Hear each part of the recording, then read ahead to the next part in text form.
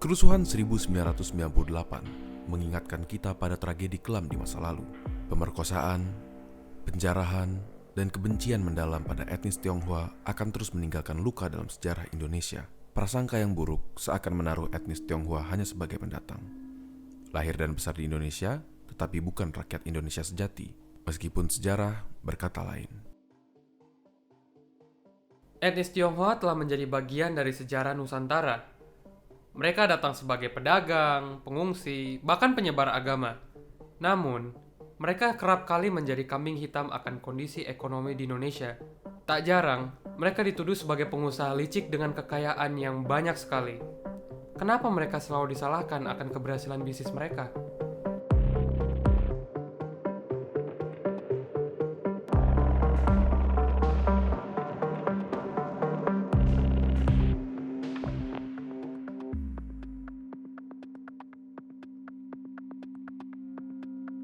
Faktor dari pesatnya bisnis etnis Tionghoa di Indonesia berada pada karakteristik etnis Tionghoa di Indonesia.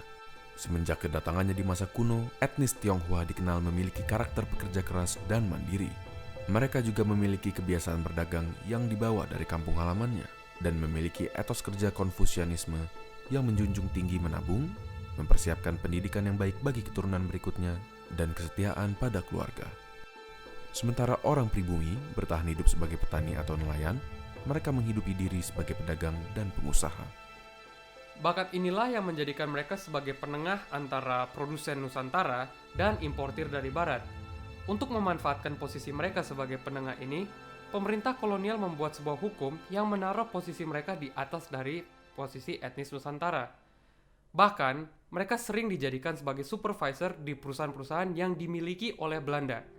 Akan tetapi, kekuatan industri masih dipegang oleh pemerintahan kolonial. Setelah Indonesia mencapai kemerdekaan, etnis Tionghoa menjadi target kebijakan diskriminatif karena posisi ekonomi mereka yang signifikan pada masa penjajahan. Pada tahun 1954, alat produksi seperti penggilingan padi yang dimiliki etnis Tionghoa diambil paksa ketika pemerintah Indonesia mengambil alih perusahaan-perusahaan asing. Etnis Tionghoa juga dilarang untuk mengimpor barang produksi dalam kebijakan benteng. Kebijakan ekonomi nasionalis yang tidak disertai dengan kemampuan manajemen terbukti berakibat fatal bagi perekonomian Indonesia. Bahkan, praktik korupsi dan rente sering terjadi di mana kaum Tionghoa diharuskan untuk menyogok kaum pribumi untuk menggunakan izinnya mengimpor barang-barang produksi. Para pendiri bangsa mengerti, apabila semua usaha yang dimiliki oleh etnis Tionghoa diambil alih oleh pemerintah, akan ada konsekuensi buruk bagi perekonomian Indonesia yang sulit untuk diperbaiki.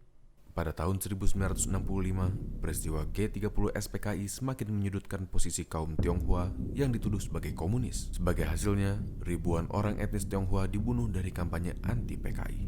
Akan tetapi, ini bukan berarti posisi ekonomi etnis Tionghoa mengalami penurunan. Setelah Soeharto menjadi presiden, Soeharto justru menjalin hubungan akrab dengan kalangan etnis Tionghoa.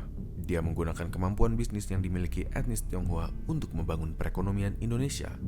Dengan bantuan pemerintah, mereka mendapat keuntungan dari perlindungan negara terhadap kompetisi dan mendapatkan akses eksklusif pada kredit bank dan hak tanah. Mereka juga berjasa dalam membantu kaum militer Indonesia yang sangat memerlukan dana untuk kebutuhan operasi militer.